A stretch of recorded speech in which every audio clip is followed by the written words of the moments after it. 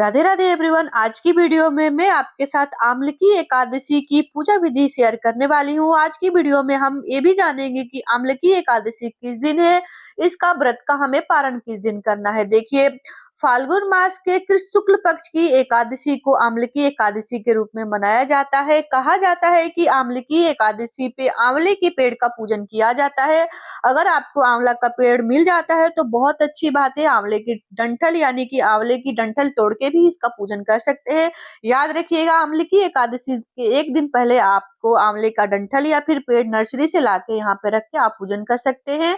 घर में ये पूजा कैसे करनी है, इसकी सरल पूजा विधि मैं आपके साथ शेयर करने वाली हूँ। यहाँ पे देखिए, हमने एक पीला आसन बिछा लिया है। एक चौकी पे पीला आसन बिछा के हमने फूलों का आसन देते हुए श्री हरि विष्णु जी का यहाँ पे हमने फोटो रख लिया। उनका किसी भी विग्रह का आप के दिन उनका पूजन कर सकते हैं। लड्डू गोपाल है तो उनका भी विधि विधान से आपको पूजन कर लेना है। यहाँ पे लड्डू गोपाल के साथ साथ हम श्री हरि विष्णु जी और माता लक्ष्मी जी का भी पूजन करेंगे, जो कि हमारी आम्ल की एकादशी 27 फरवरी को दिन शुक्रवार को मनाई जा रही है। तो इस दिन माता लक्ष्मी जी का भी पूजन करने से हमारे घर में धन की बढ़ोतरी होती है। तो इस तरीके से देखिए, आपके घर में अगर लड्डू गोपाल हैं तो उनको भी हम साथ में यहाँ पे विराजमान कर लेंगे, जो कि श्री हरि विष्णु जी के बाल स्वरूप को ही लड्डू गोपाल का बाल स्वरूप उनका माना जाता है। यहाँ पे अगर आपके पास श्री हरि विष्णु जी के बाल स्वरूप लड्डू गोपाल घर पे हैं तो उनका भी विधि विधान से हम पूजन करके और पूजा का पूर्ण फल प्राप्त कर सकते हैं। यहाँ पे देखिए, लड्डू गोपाल को मैंने जगा लिया है। सुबह सुबह जगाने के बाद यहाँ पे हम पंचामृत या फिर आप कच्चे के दूध से स्नान करा सकते हैं। देखिए, ये लड्डू गोपाल को पहले भी स्नान करा सकते हैं। पूजा से पहले उनको स्नान करा के अच्छे से उनको वस्त्र धारण करा सकते हैं। यहाँ पे देखिए, हमने पंचामृत यानी कि कच्चे दूध से अभिषेक करके उनको अच्छे से साफ सुथरे जल से स्नान करा के अच्छे से हम उनका श्रृंगार करा देंगे।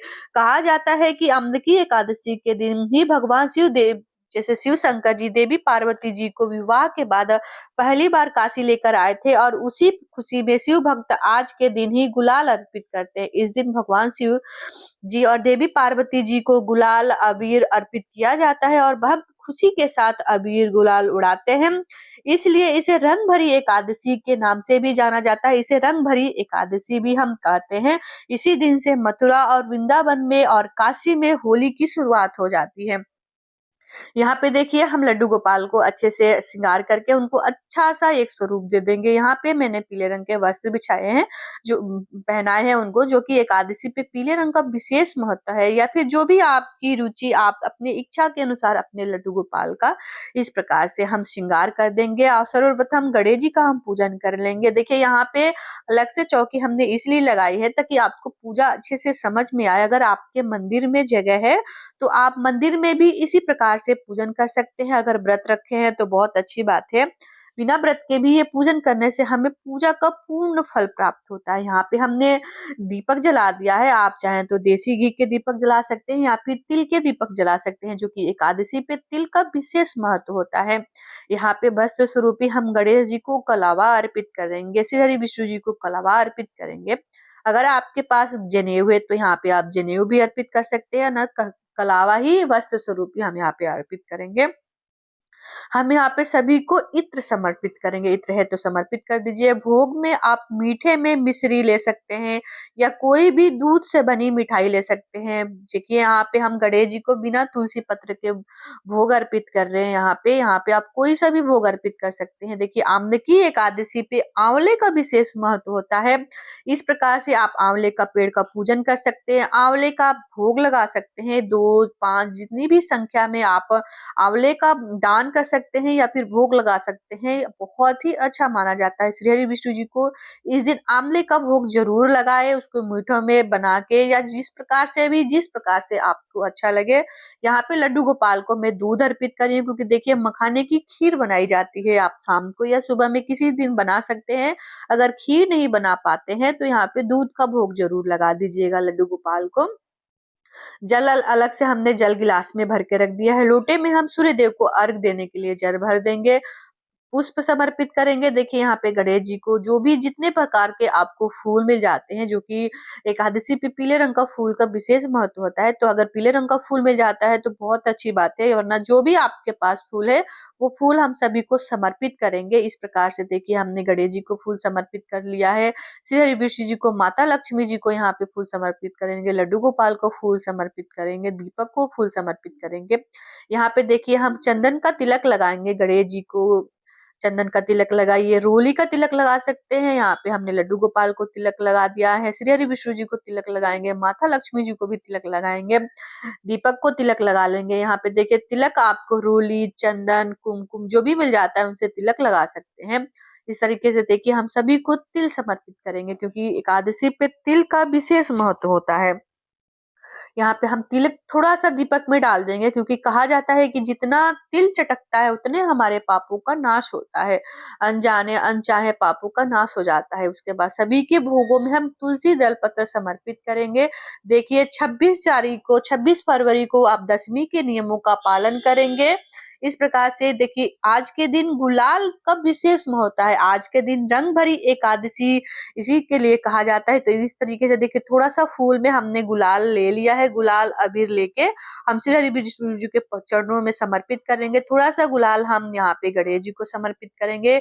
इस प्रकार से हाथों में लेते हुए हमने लड्डू गोपाल के गालों पे इस तरह से हमें होली खेल लेनी है। देखिए आज के दिन हो सके तो गुलाल जरूर से जरूर अर्पित करिएगा। किसी भी समय आपको समय मिल जाता है, गुलाल आप जरूर खेलिएगा। इस तरीके से हम कुछ दक्षिणा रख देंगे, यहाँ पे लड्डू गोपाल का हम कुछ सामान ला देंगे। देखिए हो सके तो किसी भी समय आपको समय मिलता है तो उस दिन आपको जरूर से जरूर गुलाल लड्डू गोपाल के साथ खेलनी चाहिए। इस प्रकार से हमने धूप दिखा लिया है।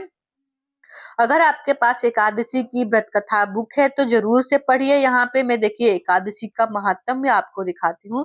थोड़ा सा हाथों में तिल और फूल लेके हमने कथा सुन लेंगे, या फिर एकादशी का जो महात्म्य दिखा होता है, थोड़ा सा भी महात्म्य पढ़ने या फिर सुनने से भी पापों का नाश हो जाता है। इस प्रकार से देखिए हम अपने हाथों में थोड़ा सा जो भी हमने कथा सुनने के बाद प्रभु के चरणों में इसको हम समर्पित कर देंगे।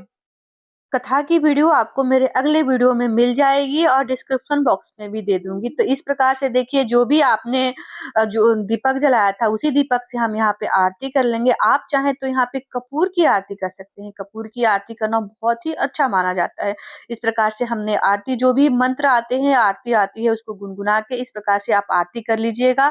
सभी देवी देवताओं को आरती आप इस प्रकार से दोनों हाथों से या फिर एक हाथों से जरूर दिखा दीजिएगा। इस प्रकार से देखिए हमने आरती कर लिया है। जो भी भोग प्रसाद है, आरती को थोड़ी देर शांत होने के बाद आप जल के फेरते हुए दीपक को शांत करके जो भी भोग प्रसाद है आप उठा के घर में सभी को बांट सकते हैं। दूध आप अपने बच्चों को दे सकते हैं। इस प्रकार से चौकी इसी तरह रहने दे, फिर शाम को यहीं पे दीप धूप दिखा के आरती कर सकते हैं। फिर अगले दिन सुबह में, यानी कि जब जिस दिन हमारा व्रत का पारण होगा, सुबह सुबह स्नान आदि करने के बाद आप अपने लड्डू गोपाल को एक दिन पहले ही उनको रात्रि शयन करा दीजिएगा। सुबह में यहीं पे स्नान आदि कराने के बाद लड्डू गोपाल को विराजमान के धूप दीप दिखा के भोग लगा के इस दिन देखिए आपको आंवले का दान जरूर से जरूर करना चाहिए।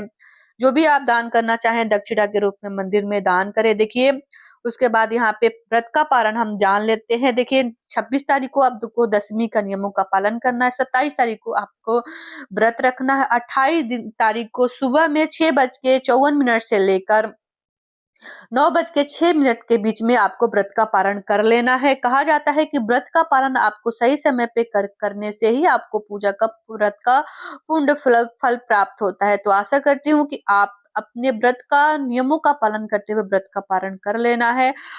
अगर आपको आंवले का पेड़ नहीं मिला है तो कहीं भी मंदिर में जाके आंवले के पेड़ के नीचे आप उस दिन दीपक दान कर सकते हैं। दीप दान 5, 11 जितना भी आपका समर्थ है, दीप दान 2 कर सकते हैं। आशा करती हूँ कि आपको मेरी वीडियो पसंद आई होगी, पूजा विधि समझ में आई होगी। तो वीडियो को लाइक कर दीजिएगा। चैनल को पे नए हैं तो चैनल को भी सब्सक्राइब कर दीजिएगा। कमेंट बॉक्स में राधे राधे और कुछ पूछना हो या कुछ बताना हो तो जरूर बताइएगा। मैं आपके कमेंट का वेट करूंगी। मिलती हूँ आपको दूसरी वीडियो में। तब तक जय श्री कृष्णा, राधे राधे। आप सभी को रंग भरी एकादशी, आंवले की एकादशी, आंवला एकादशी की बहुत बहुत ढेरों शुभकामनाएं। Happy Holi in advance. सभी को मेरे तरफ से आप सभी को एडवांस में हैप्पी होली। राधे राधे।